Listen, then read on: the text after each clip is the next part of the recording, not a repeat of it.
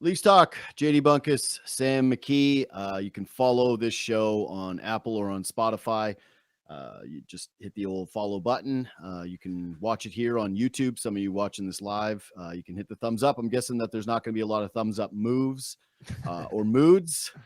God, man, I don't know. This one, I know you're supposed to look at this like, hey, it's 2-1. You just need the split. You got the opportunity. But, God, it was just a golden chance for the Toronto Maple Leafs. And I just tweeted this. But the way I feel about it is there's some positives that we'll go through tonight. It was great that they were in this hockey game. But too many critical mistakes and too many absences from key players in order to get the job done. Yeah, man. Like, you really want to find a way to say that the Leafs were in this game. And it was, they found a way to battle back in the third period. Mm-hmm. And listen, if I told you that they would have a 2-1 series lead after 3 games in this series going into it, you'd be happy. But the process of how you get there is very frustrating, right?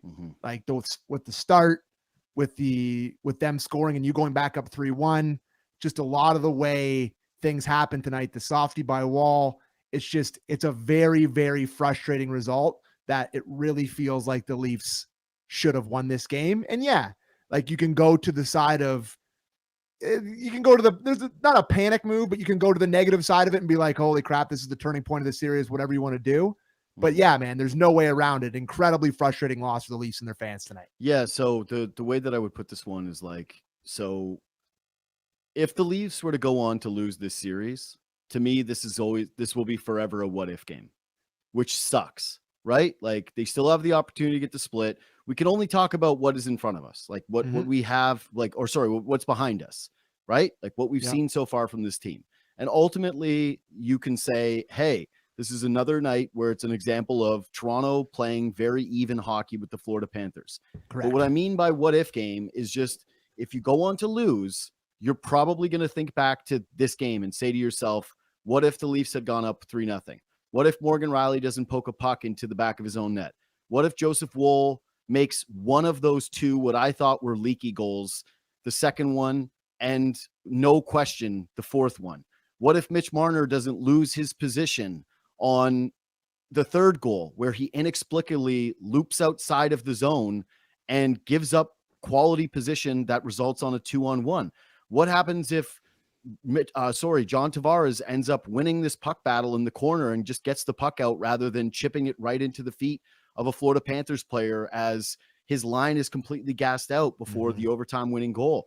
This one's just, what if Matthew Nye scores on his breakaway? What if William Nylander scores on his breakaway? Like there were so many hinge moments in this one to me that are just going to stick for until Sunday, right? Until they're actually playing Sunday, those ones are going to stick for me.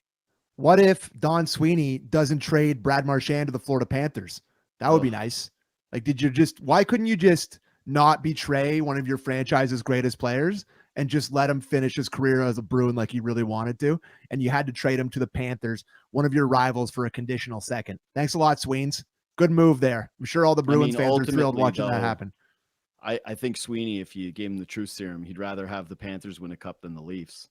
Yeah, probably. Quite frankly, you're probably right about that. But I think a lot of their fans would rather him just finish. Anyways, you're right. So I talked about this a little bit on the show today. This is now 7 consecutive wins. Let me get this stat out right.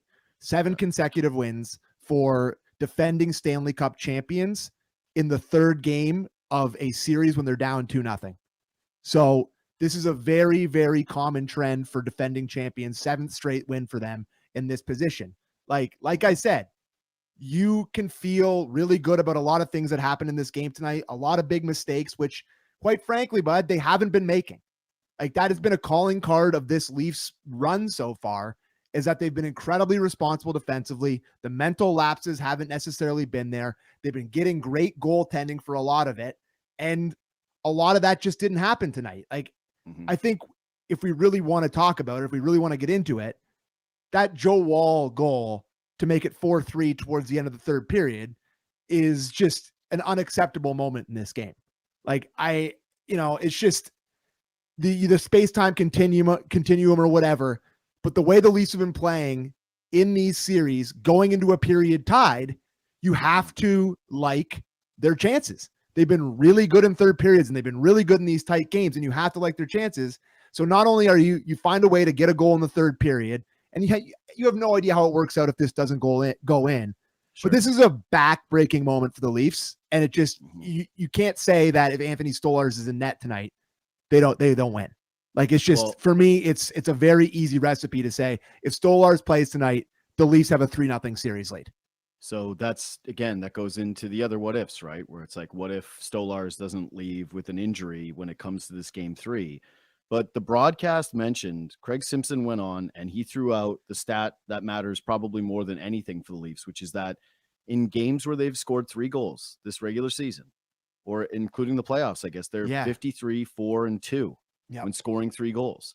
So do I think that there are other people to blame? Do I think that it's way too simplistic to simply blame the goalie? I've been a constant complainer when it comes to Leaf fans always just putting a loss on a goaltender, right? Like you and I have gotten into how many spats about every single goal the Leafs have ever had and blaming them for losses when they've been in low scoring games. A million times we've had that. But the difference with this one is that the Leafs did score 4 goals, brother. Yeah. Like, I know. This is one where you look at it and say, hey, your offense gave you a lift.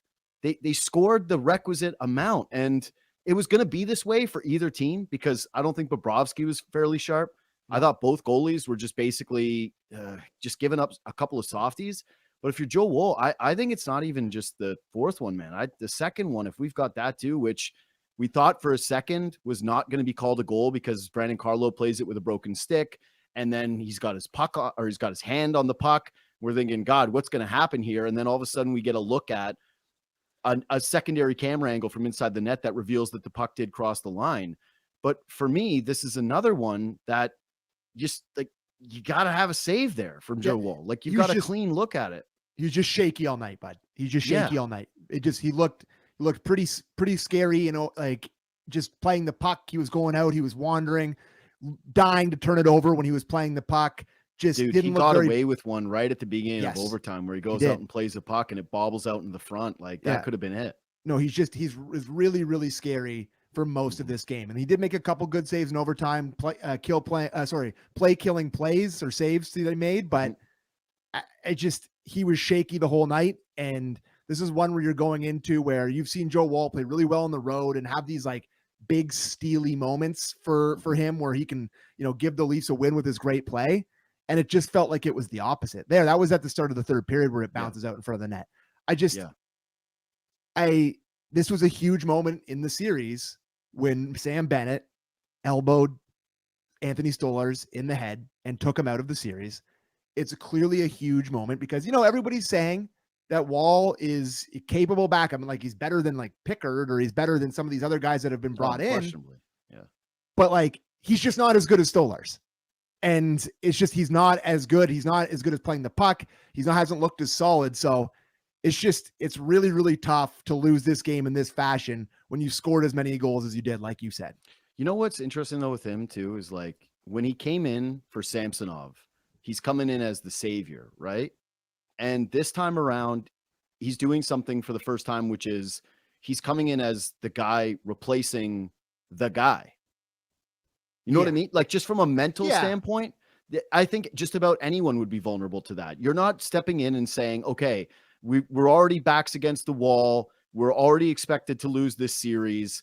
We're not coming off of a series win. So as good as he has been in the playoffs, this is a new situation for him. And I'll just say again, I don't want to have this come off like I'm blaming Joe Woll for the loss here. But I said today on my show, I think that a couple of things need to happen for them to be able to get the split on the road. They need Austin Matthews to produce offensively. And I know he gets 2 assists, but like, come on, man.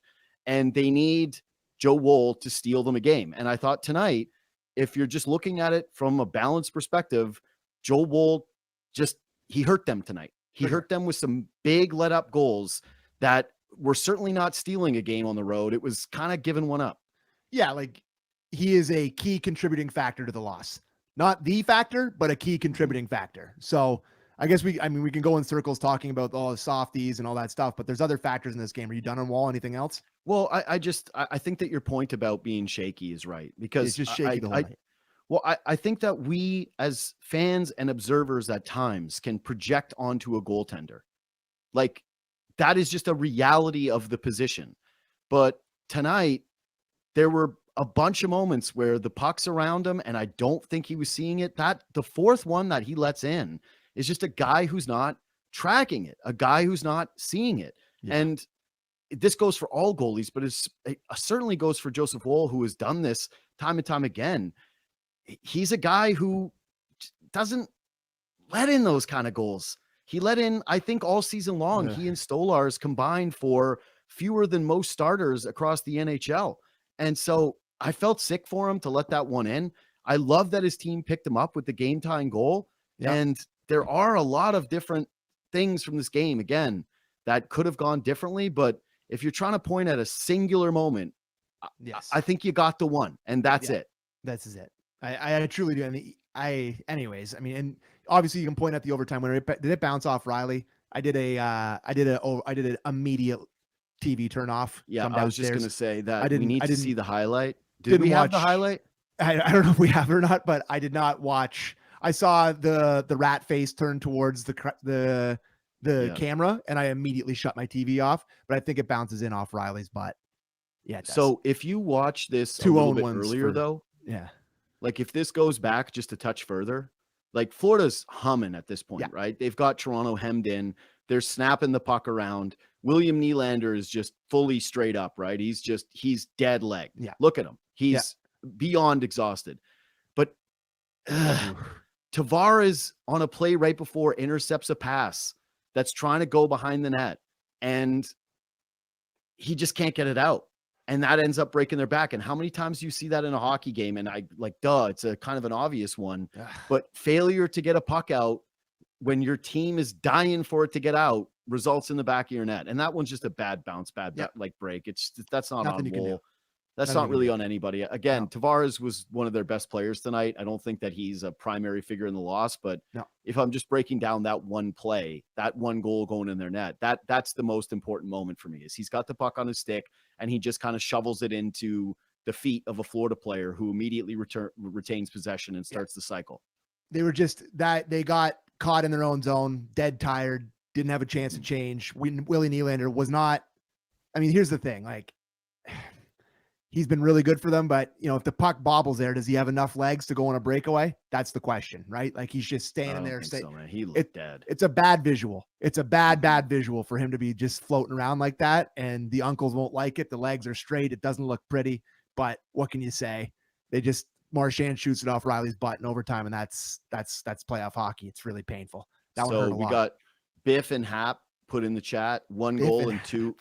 Biff and Hap says 1 goal and 2 own goals will now be known as the Riley hat trick.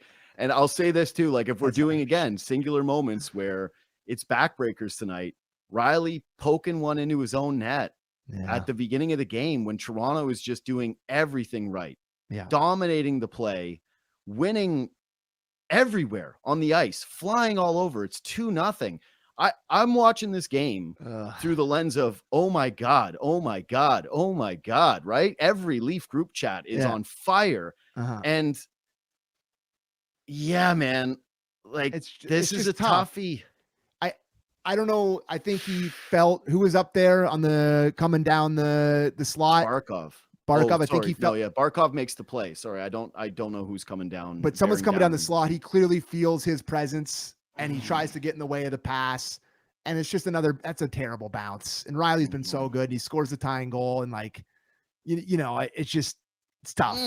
Hockey sucks, man. It's just, that's so, so he lets it go through. The guy comes down and taps it in, whatever. It's a really hard play, but you're right. It's a contributing factor. It's one of the bad bounces. It's one of the moments from this game that you'll look back on, the Riley own goal. But yeah, I have a hard time killing him for that one. I really do. Can I say though, the way the puck's moving, you're right. It's a bad bounce. Yeah. But the puck's moving at 2 miles per hour. Just let your goalie play it, dude. Get your stick out of there. I know. It's so a fast game. It's a fast game. It's a snap decision that he just gets his. But I hate it. Every time I watch it, all I'm thinking is buddy, it's barely moving. Just let Woll touch it. Let Woll take it.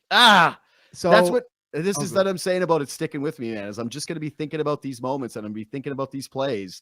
And I know what's going to happen. I'm flying to Montreal tomorrow, right? I'm going to the UFC. Yeah, I'm going. I'm going. Fancy boy.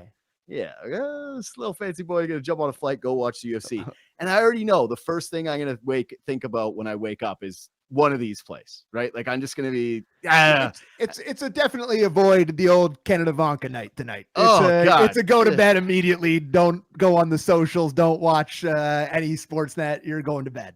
Yeah, it just this is what I'm saying is I hate it. All right. Do you want to now? Well, I was gonna say that it's Matthews and Marner time. It's time. Listen, tonight is just the Mud Boys.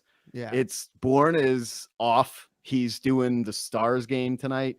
He's doing TV. His fancy boy wearing his suit. We're down here in the mud. And I think I've been pretty diplomatic up until this point, and I'm ready to just mud it up a little bit and be a little bit more pissed off. About Matthews? About both of them. Okay. I think that if we're talking about that goal being the big hinge moment, if we're talking about Riley, the puck going off of his stick and it just being a bit of a bad bounce, I think that the Marner goal, which is the way that I'm going to characterize this, the 2-on-1 that makes it a 3-3 hockey game, is as bad, if not worse, than the goal against on Joe Woll. Like, yes, Woll needs to make a save there, but Mitch Marner is one of the best defensive players in the NHL, and he's a leader of this team, and he's trying to get, over $13 million this offseason. And I just genuinely want to know what he's thinking on this play. Like, I don't understand it. Like, there's a puck battle on. Okay, I think he thought that the play was covered. There's two guys there. Puck squirts out. He's been on the ice for 2 minutes, and he's thinking that the play is covered. His line mates are gone, right? He just makes a misread, ends up on the wrong guy's stick, and it goes in the back of the net. I'm not sure. You got to stay under the play there. Like, sure. Like, it's another snap decision, but like he's out there for 2 minutes. It's just, it's not pretty. I hate this play, but back to the goalie blaming, but like, what else is he going to do there? Like, he's not like, I mean, he's obviously going to pass it across. You can put sells out fully. Anyways, it's definitely an awful visual play, especially because he tries to get back into the play and then he's tired, doesn't move his legs. It's not really good at all. And yeah, it's a misread from one of the better defensive forwards who's been really, really good defensively in this series. And it goes back to the uncharacteristic mistakes that they made in this game and a huge reason they lost. I don't know what he's thinking there. He thinks the puck's sealed there. He thinks he has support, tired brain, 2-minute shift, and he peels off towards the bench. It's a mistake. It ends up in the back of your net literally 5 seconds later. So tough play for him. That's what I texted you and Borny though right away too, is the shift length bothered me in the first place. Like, one of the keys to success for this team when they've been buzzing and when they were buzzing earlier in the game, it's get on, get off, get on, get off. It's just keep the line moving. Make sure that you're not staying out for extended shifts. And so for him to be on the ice for that long, that was not a situation where they were just hemmed in and he's out there for 2 minutes, ends up being stuck. That was his own, that was his own accord. He's the one who left himself out in that position. And then to have the tired brain to me is like, yeah, it's not an excuse because you're a victim of your own circumstance. It's literally 100%. The Eric Andre meme where he shoots the guy in the chair. Hannibal is, who killed Hannibal? Like, you killed Hannibal there. And so for me, it's just like your point about reading the game.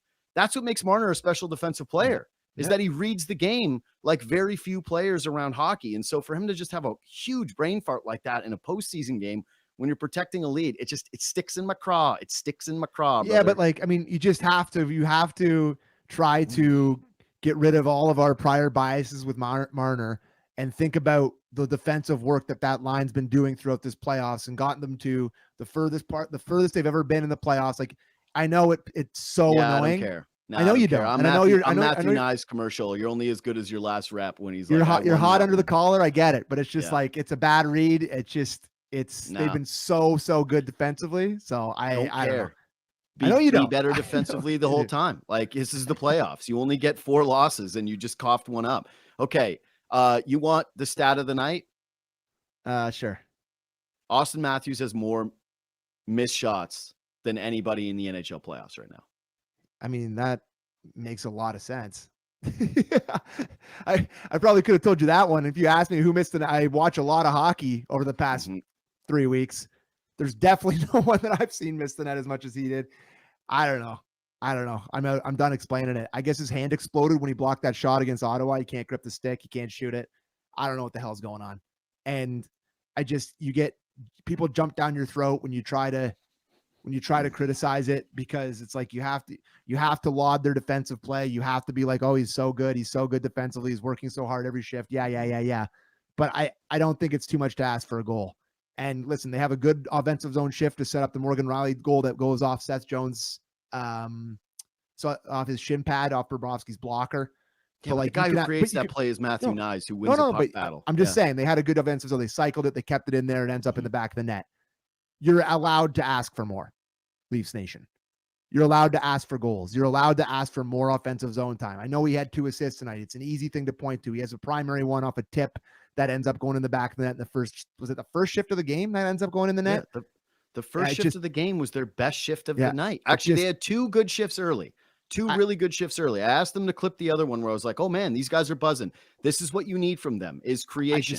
I really, if they want to go anywhere in the playoffs here, and I know they've gotten far to this point, but you're not going to get past the Florida Panthers team without Austin Matthews scoring a couple goals. And he never scores against the Panthers. I don't know what the number is. Borny brought it up on the show today, but He's got 3 goals. Yeah, it's not good. It's this team really, really has his number. Bobrovsky has his number.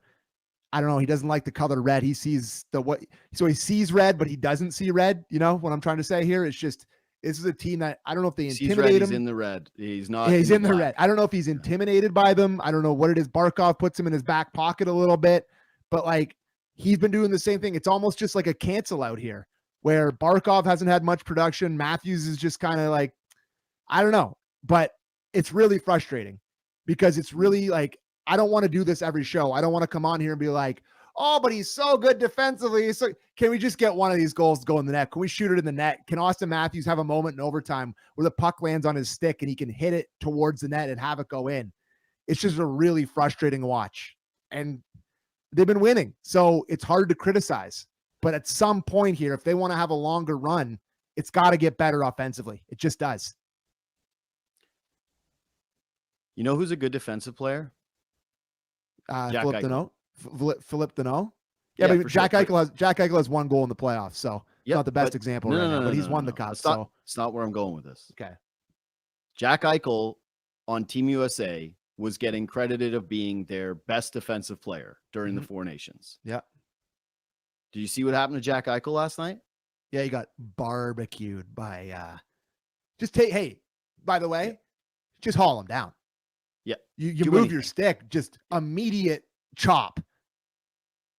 Jack Eichel is one of the best defensive centermen in the entire NHL, and he got absolutely embarrassed.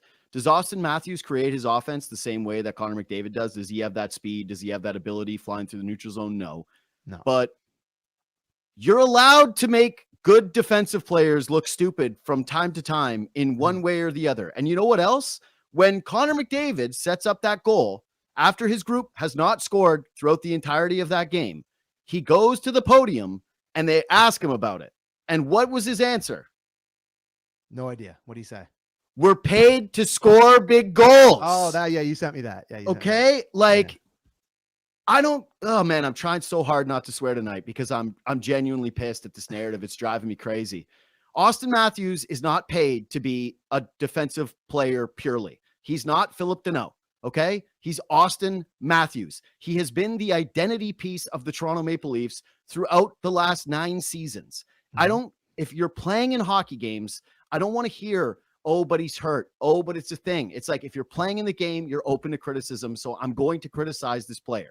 He's not producing offensively. He's missing the net in critical moments when his teammates like Matthew Nyes are working their ass off to set him up. When Mitch Marner, one of the best playmakers on the planet, who I think has actually been good in this series, was not good tonight, is giving him these opportunities, he is not cashing any of them.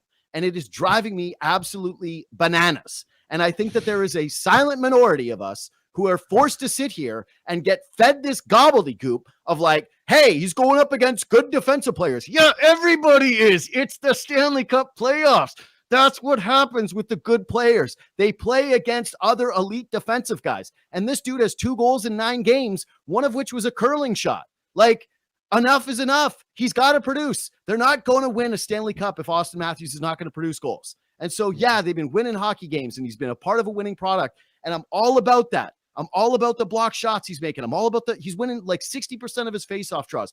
I know he's doing great things, but the team is built around something. And the thing that they are built around is 4 guys being able to outmuscle, outmaneuver, and outproduce the other star players on the team. And right now you have one dude who's wearing the C, who is leaving a gaping hole in the production of this team. So anyways, end of rant. I'm pissed. It's right at the end of the show. I'm sure I'll regret this tomorrow because I'm going to get all these dicks in my DMs telling me that I don't know anything about it. But it's going to happen, bro. I'm sick of it. Score some goals. You're Austin Matthews. You had 69 last year. Buddy, we're in the same boat. Like I just, but at the same time, I maybe this just says more about my mental well-being, but I do have an extremely guilty conscience. And I watched the end of that period. I watched the end of the third period where Max Pacioretty takes a brutal offensive zone penalty, sticks his stick in the skates of Seth Jones, takes him down. And then Matthews and Marner are so good on that penalty kill. Huge, and Matthews makes huge penalty kill. Matthews makes that unbelievable sprawling poke. And after I sent like this incendiary tweet about asking for, I'm like, but that was a fantastic play. Like, I don't know how to talk about this. And I completely agree. It's just like, it's so frustrating because yes, he's great. And everyone's like, has these made up prior notions of him. 2 assists again tonight, quote unquote production, but it just never enters the net when he shoots it. It used to always enter the net. All it ever did was enter the net. He would come down the wing. Dangerous. He would come down the wing. Oh my God, what a he'd save. Swoop in and he would rip it 5-hole. He'd shoot it wherever the hell he wanted and it went in. And that's just a part of his game, like you said, that this whole team is built on, that has that moose. It's gone. And we have to say, oh, but he's hurt. Maybe he got hurt. He's hurt. Barkov's good. But Barkov is good. How many goals did McDavid have in the Stanley Cup Finals last year? How many points I don't know. I don't know. I mean, I know he missed a tap in Game 7. Buddy. He missed it. Yeah, he missed a tap in Game 7. That's all I remember. I'm just saying, like, the point of frustration I have is not that I think like he's not getting criticized at all, because I know there are corners that are doing it. I know there's a lot of people that are expecting it, but it's like you're allowed to criticize the guy who is not producing and is making 14 sheets a season, who scored 69 goals last year. Last time I checked, he's the highest paid player in the league this year. So that's what I'm saying. Is like when you're like, well, you can't compare him to McDavid. It's like, I didn't compare him to McDavid. He compared himself to McDavid when he went out and asked for that deal. Like, I didn't do this to you. You could have taken less. Anyway, whatever. Again, I don't know what the chat's saying. I don't know how much hate I'm getting right now. Whenever Luke and Christian are quiet with the chat, it usually means the fellas are getting barbecued. But I told you, the Mud Boys are unhinged tonight. We don't have our moral compass here tonight. And the Mud Boys are just, it's the wrong game to not have our moral compass. Yeah, we need Borny to just be like, well, the thing is, and then he's going to point out all these smart plays. And we're like, You're like, okay, yeah, fine. Anyway, Luke says the chat mostly agreeing, to be honest. So yeah, well, maybe well, you know why? Because you know who's here tonight is other Mud Boys and Mud Girls who are pissed off about the loss and they're sick of watching this. Because man, this is one of the funniest things about doing this job is like my entire life, I was the biggest baby after a big loss. I like immediate TV off, go to bed, light off. Yes, no 100%. Thought about it. Don't want to read a thing like. Do you know who wouldn't watch Leafs talk? Me. I would never ever watch if we lost. I like lost, never watch. Win? I'm like every piece of content on planet Earth. I will devour this. But loss, and I'm LeBron James. I'm like, it's 0 dark 23 and go off social media. Honestly, man, like that goal goes in. I see that little rat face skating towards the camera. Why him? And of course it's him. It's always him because he's a dog, and he was unbelievable again tonight. Yeah. Like he's been their best player for 2 games, and he scores the overtime winner. I think was that his 4th career overtime winner. He's a dog, man. He just is, and I hate him. It's moved from like hate. Okay, we saw it already there, Luke. Oh my God, we got to watch it again. Hey, bud, enough of this. This is our show. Enough of this. Get it off of here. I don't want to see it. But no, it's just, he's an animal. He's just really good. For me, it's just the thing. It's like, I can't remember what this is from, but it's like, why you? So why you? That's all I could think. Can I have another little piss off about tonight? Yeah, for sure. Let's get all the piss out. It's a lot of yarn crock, bud. It's a lot of yarn crock.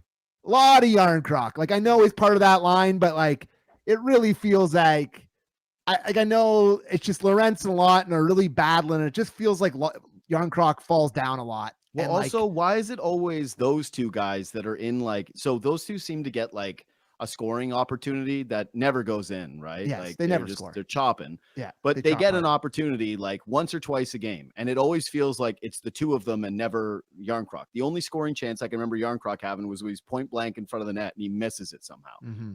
Not tonight. I'm saying over the course of the entire I know what you're talking about. Yeah. Yeah. And so, yeah, a lot of Yarncroc, and didn't think Carlo was any good tonight. Didn't think Carlo was good tonight either. Thought Carlo was shaky tonight. Misreads here and there. Took a bad penalty. I mean, you can quibble with it being called. The penalty on Tkachuk's side of the net where he buries him. I thought that was a weak call. Sure, it was, but they were calling everything. They were calling everything. I feel like that one was just like a makeup call because Florida got a softie and the refs wanted to give one back. But listen, I don't talk about the refs, but I would just like to say it's really funny to me that the officials are missing calls like some of the most egregious misses you will ever see. Like Vegas gets a guy can opener into the back of the net yesterday, buried. You don't know if what they're going to have McNabb for the rest of the playoffs. And they're calling these ticky-tack battle penalties in front of the net early on in these games. And then, of course, they're going away from them, though. Like, this is my whole thing is, like, I hate those calls in general, but then the refs are obviously waking up being like, oh, I guess we should stop doing this. They've done it this entire series. They did it in the Ottawa series. Stop calling penalties on battles. I'm fine with the Domi penalty. Like, I thought that it's the jumped a little bit. Yeah, it gets a stick up a little bit and hits the head. It's a little ticky-tack, but I get it. It's the battle ones where it's like, that's Carlo and Tkachuk fighting for position in front of the net in a playoff game. Leave it alone. Anyways, I don't talk about the rest. Yeah, I don't talk about the rest either, but Thomas Nosek going full speed and pushing the net off the moorings when the Leafs are chopping away at the net. Like, I don't talk about the rest, but maybe could have called this. Like, especially when you're getting together as a group afterwards, being like, hey, what'd you see there? Like, hey, there's a bunch of us. What'd you guys see? Oh, I saw the guy skate. And then he does a fake. I'm fake hurt. I'm a faker because this makes it look like I didn't do this on purpose. Yeah. Classic faker move. I've seen that move 100 times. That's the only move you can do in that situation when you're the one that's the culprit. It's like that's the 101. Watch this. He just skates in, makes it look like he's engaging, bang, pushes it off. It's like obvious delay of game. He even snow angels it to be like, go, like to get delay of game. And listen, the Leafs power play looked good tonight. They end up getting one. And I think they go 1 for 3 or 1 for 4, 1 for 3, maybe. Yeah. The one goal they get, it was a beautiful tip. Well, from the Tavares. One power play doesn't really count because it was like 3 seconds long. Yeah, right? It's an obvious penalty, but like I said, I don't really talk about the rest. Also, not talking about the refs, but I would need an official to explain to me why Marner wasn't a penalty shot and why it was a penalty. Yeah, right. I'm glad you brought that up. Grabbed him on the off shoulder, pulled him backwards when he was about to tuck the puck into the net. I'm not sure, but it's Wes McCauley, bud. What do you expect? They're now 0-4 in games he ref this year. So that's why I sent you the text the game before when he appeared like Sting from the rafters saying no. I mean, he didn't do anything tonight to endear himself to Leaf fans, except maybe that first call on Tkachuk that was just so bad. Like, I don't know, like, he was in the net kind of, and like he just tapped him on the back and pointed him off. Classic Wes McCauley hero. It's just, anyways, just mad about everything tonight. Are we done bitching, or you want to do the mad mud? It's mad mud tonight. You want to get out of the mud and just like stand there all muddy and do some positive stuff. Just I'll do it. Wiping our feet on the front mat. Oh, the only thing is, to your Carlo point, I'm with you with a lot of the misreads just in general, but I also thought that he was actually just a little too horned up. And what's the great thing about his game is that he keeps it simple. Yeah. And there's just certain things he did tonight where, you know, even late in that game, he gets a puck on his stick in the offensive zone and the top line is actually kind of cycling it around a bit. Yeah. And he shoots a muffin into traffic and it breaks out the other way. And it starts a chance for the Panthers. And I'm like, is that your job? Like, is your job to try to filter one through multiple layers of traffic when there's a defenseman right on you? Or is it just like to chip it in, or is it to just push it back out to the side to one of the skilled players on this team? Anyway, the start was unbelievable. And Unbelievable. I will say, like, this is a frustrating loss. I'm annoyed, and I'm annoyed with a few of these things. Like, I hate the soft goal. I hate some of the brain farts. I hate that Austin Matthews is not scoring. But ultimately, if you're looking for signs of maturity from this team, and you're a believer that, quote, the rally cry of this team right now, which is this team's different, to come out and play with that level of desperation, like you're the team that's down 0-2 to start this hockey game on the road and just shovel it to the Florida Panthers for the first 5-6 minutes of this hockey game, was incredible. And then for you to give up a goal and have it be 2-1 and do the thing again where it's like you respond immediately. God, that's some endearing stuff about the character of this team and just where they're at mentally. Totally. Like, I'm not clearly as upset about this as you tonight, which has made for a good back and forth. Yeah. But I have totally full confidence that the Leafs have a great chance to win this series. Like, so do I. I'm as pissed off of you about certain things tonight, but like, I saw a lot of different things. They shot 4 past Bobrovsky. They're in his blue paint the entire night. They were getting to the good areas. They score early. That start was unbelievable. That's what just sucks about the loss, is that you waste that start. Yeah, that's so why I'm annoyed. It's that you had a chance to go up 3-0. It's not that I think it's doom and gloom. It's like, no. God, it was right there for you, man. Like, you go up 3-0. And they looked great in overtime too, man. They were cycling the puck and they were carrying the puck. And of course, that's what happens. You have 2 breakaways in overtime and you don't score on either of them. That's just the hockey gods. You're gonna get a bad bounce that goes in your net. So like, ultimately, we're both pissed off about the way things went tonight. Yeah. But like, I've really been impressed with the Leafs through 3 games in this series. For sure. And I really, like, as soon as I can go to bed tonight and wake up, tomorrow's supposed to be beautiful in the city of Toronto, have a good off day, and just go into Sunday being really excited for another great opportunity to go up 2 games in the series. They still have a chance to split. It's just that you don't know how these things go. And when you score 4 goals against the Florida Panthers in their barn, and when you catch them off guard yet again, and you punch them in the mouth with a 2-0 lead, and you lead by 2 goals twice in a hockey game on the road. Yep. Like, when you did that stat about, hey, the defending cup champs, when they're in 7 this situation, straight wins. Yeah. How many of those 7 straight wins was a team down by 2 goals twice? I don't know. Don't have that one in front of me, buddy. Yeah. But I know you don't. I'm saying, here's my guess though, that the number is 1 or 0. Yeah. 100%. I'd bet a lot of money that it's 1 or 0. And so it's like, again, this isn't doom and gloom all across the board. They played well. Mm-hmm. There was a lot of positive stuff from this game. It's just like, you get these chances, man. And sometimes they can be the difference. And so, like I said, it's going to be one that frustrates me in terms of, God, what if anyway. And you got a last quick thing. I don't want to give too much credit to Paul Maurice because I can't stand him, but good adjustment for him tonight, putting in that 4th line. They had some shaky moments defensively, but Gadjevich ends up with a goal. Thomas Nosek ends up with an assist. He tried to take out Chris Tanev, which turned out being an equipment issue, but I thought that was a good adjustment for him to change that up. And their big boys showed up. Do you think it really was equipment issue, or do you think that's liars who lie? Hope so. Hope it was all equipment. It's just it's like his shoulder pads. The Velcro doesn't work anymore, so they had to get new shoulder pad Velcro. That's what happened. He was gone a long time for an equipment issue. But anyways, Verhaeghe scores, Reinhart scores, Barkov scores, Marchand scores. Right, big boys took over for them. They got some big goals from their big guys that they hadn't gotten the first 2 games. It's the first game home for defending Stanley Cup champion. It's one that you expect to be a tough one, and it was. And you had the opportunities to win, but you didn't.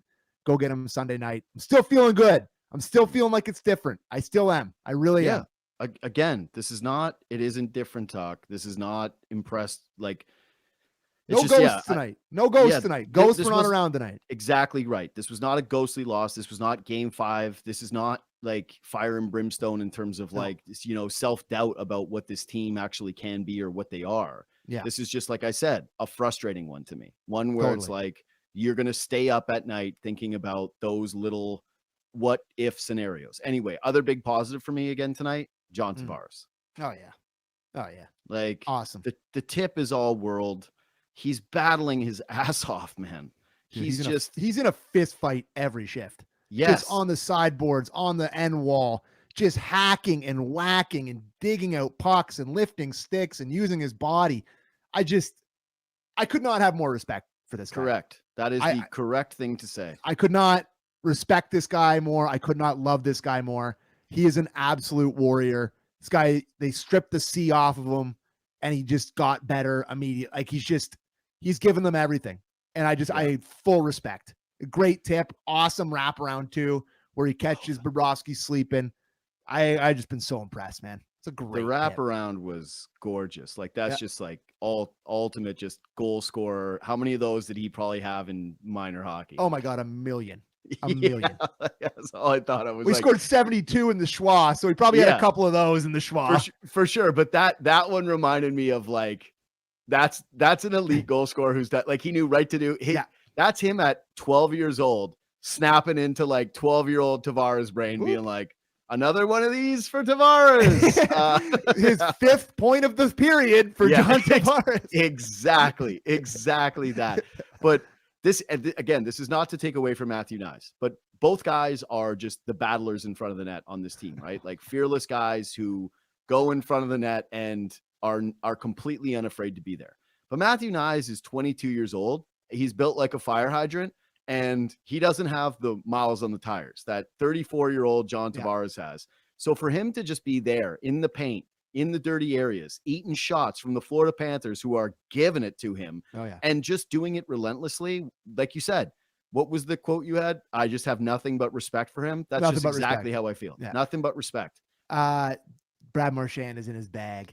They have that killer instinct right now on the Leafs. He is in his bag. He's doing it. He's doing what he did to America at the Four Nations. Like when he's like, they are the greatest team ever. They have multiple Hall of Famers. There's no way. Like they're really good. Did this. Mitch Marner is my favorite player. Like he knows he is too good at this. I got to tell you, I might have to just mute Brad, like the keywords, Brad Marchand, like everything on my Twitter. That timeline, is an amazing quote. Yeah, it's a great one. That is an elite. God, he's so good at it. That's an elite veteran media user. You got to tip the cap. Tip the cap, baby. Like that is as good as it gets because that is just going to make the rounds. That's going to be the hottest quote on every social media. Everybody's going to talk about that. And like the Leafs lost and he still said that. But that's what I'm saying. No, but that's why he's saying it. I know. They had a chance to put him away, and he's like, they've got that killer instinct on the first period. He picked his spot, and he just drilled him because somebody asked him. I hate that. Somebody asked him about the first period, and he's like, who cares? We won. And he throws that one out just top of the brain. Like, that's Eminem in a freestyle battle level stuff. Like, I can't tell you how much I hate that. Yeah. That's very scary. Sucks. That's very scary. It sucks to read. I almost want to just end the show right now. That's like I said, man, this is what I would have done in years past, is just kind of like shut it down. Let me see. Any other rapid fire thing for you? I got a lot of notes on this game, so I'm kind of like, I don't know. Like I was surprised at the lack of Leaf fans in the building. There was definitely some, but they did a pretty good job of keeping them out like they did in Ottawa. I didn't notice it thought there was a couple Go Leaf goes that I heard, but usually when they schedule the Leafs for March break so that they can fill their building down there. It wasn't the same level of fandom for people down there, but I don't know. Go ahead. This is what happens though when you win, right? Like you win and you can build a fan base like this. Mm-hmm. And I mentioned this actually, I think on my show today or on the show yesterday, but how I had Sean Thornton on, and those guys, like the group of like executives and people around that team that have worked their ass off to turn that building from a complete joke, which was, hey, get a free car wash, or sorry, go get a car wash and you get 2 free tickets to the Panthers game. You're like, are we sitting in 300? It's like, no, you're in a suite. Like you're on the bench, actually. Yeah, exactly. You get to coach a period. For them to go from that to this is a testament to the hockey team that they built, the success they've had, but also a lot of the people around that organization who are like boots on the ground in the community, working very, very hard to ingratiate themselves in Sunrise. And the second they are bad again, it'll be empty. Yeah. It'll be bad. Right. The second they are one game under 500 in November, there'll be 8,000 people there. Yeah. That's fine. I don't disagree. All right, let's wrap up the show. Right? Yeah, I'm good. Yeah, shout out to our moms who are watching this show together. Oh yeah, shout out you guys, and shout out to Luke. I thought this was gonna be a triple OT game. I thought the boys were gonna have to stay really late. Felt like it was gonna go long today. Yeah. I thought that too. I was like, I got this flight tomorrow. I'm gonna be up till like 4:00 in the morning. And this is how it's going to Good be. thing they didn't win tonight, because we would have gone and slugged mud after this, and you would have had a really tough wake up. I thought about that exact thing. You know, I was like, how many beers am I going to have with Sammy if they win? Like 4 max? Because that's like, I'm there with Bud Light tomorrow. So it's like, it's going to be free Bud Lights. So. Oh, that's not bad for you at all. You fine with that. I'll put on a clinic. I'm gonna show up there like it's gonna be the LeBron meme where it's, you know, like the clap and it's when you're in your bag. But the Leafs haven't had a double OT game since Kasperi Kapanen. So it's been a while. So I thought tonight, it felt like the night tonight. But yeah, that'll happen when you get bounced in the first round every single year. You don't go on runs and get a lot of playoff games. That's fair. When you live with the sample. That's a great point by you, buddy. Yeah, that's a great point by you. That'll happen. Anyways, follow us on Twitter and Instagram at JD Bunkis, at Sam McKee. Please hit the thumbs up if you're still watching, or if you care about the show. You can follow the show on Apple and on Spotify. It really helps if you leave a review. And we will see you Sunday after Game 4 and hopefully the split.